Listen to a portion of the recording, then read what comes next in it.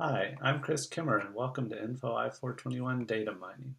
I know most of you, but not everybody. So this is an orientation video because we're doing an online course and for some reason we don't meet face-to-face until 2 weeks into the course, which is a third of the course being over for the summertime.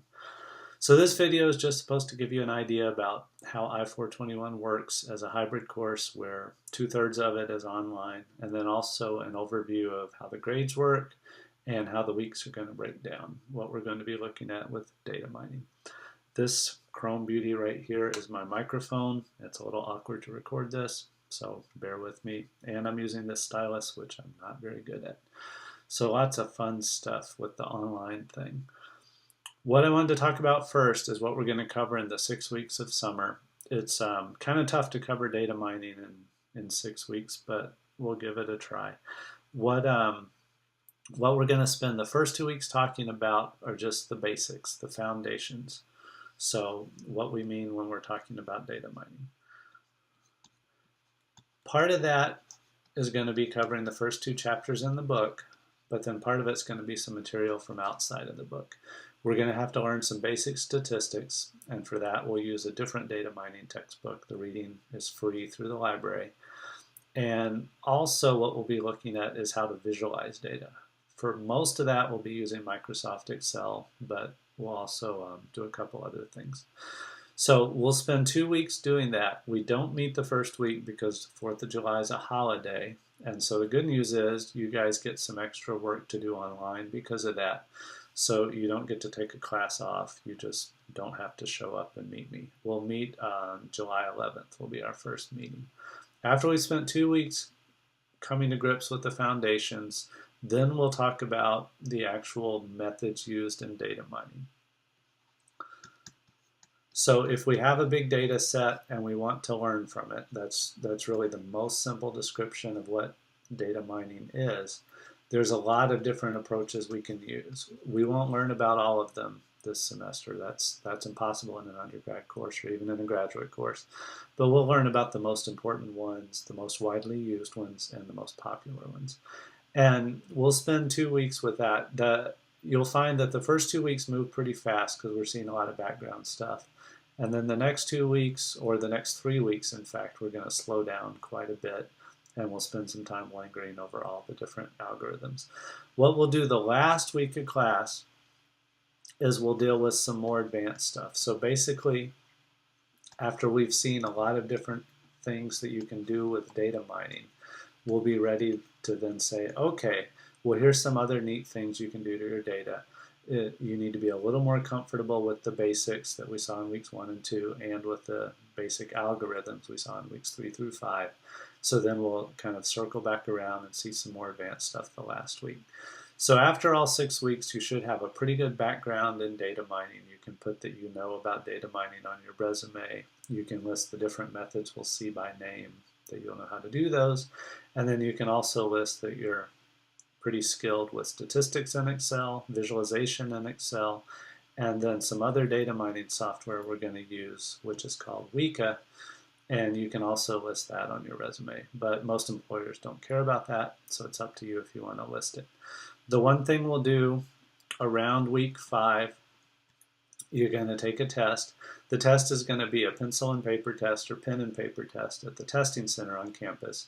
So you'll have a window of a few days to show up and take it. You'll have to make an appointment with them, and you can show up in the evening or in the daytime, but the weekend's probably not going to work.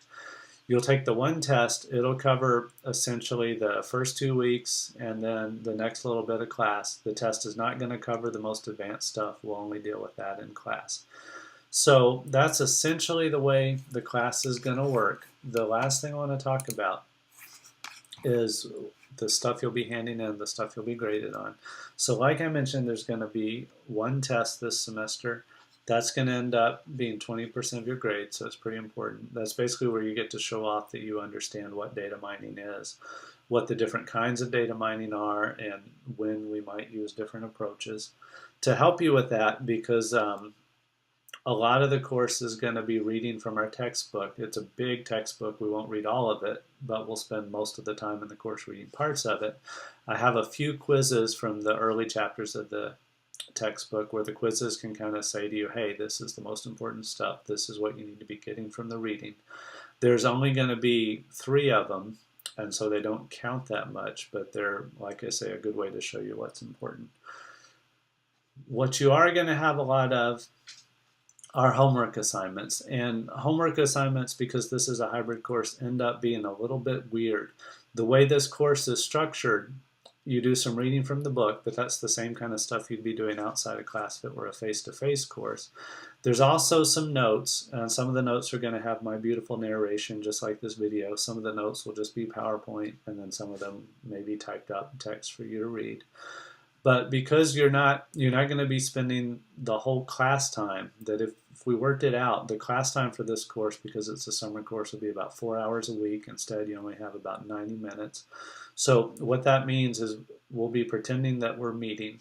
And part of the time that we would be meeting in class, you'd have kind of assignments to work in class. So some of these are homework assignments. And then in a face-to-face course, you'd be doing some work at home as well, the real homework.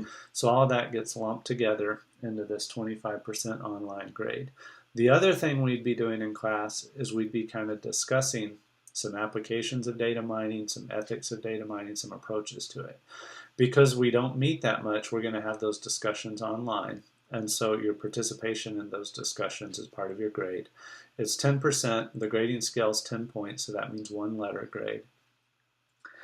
And then 90 minutes a week will be showing up to do some in-class work. The in-class stuff is where we're really going to learn how to use the software. The stuff you'll be doing online and homework is going to be more pen and paper or Microsoft Excel kind of stuff.